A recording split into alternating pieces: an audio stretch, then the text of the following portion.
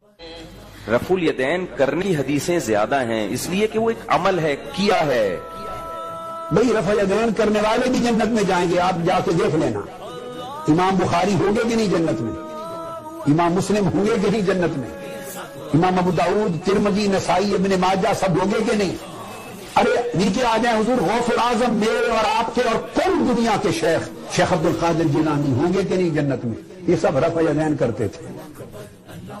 اب میں ان کا مرید ہوں، میں حنفی ہوں، میں رفع الیدین نہیں کرتا۔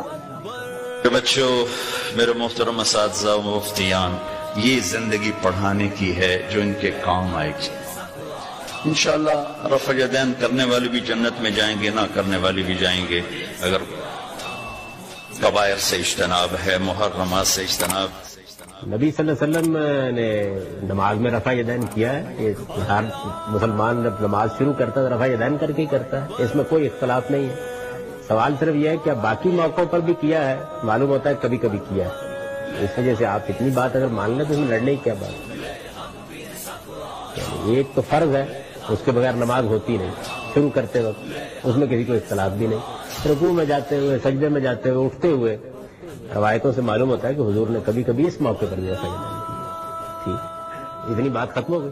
آپ بھی کبھی کبھی کر لیں گے تو آخر کیا قیامت آ جائے گی؟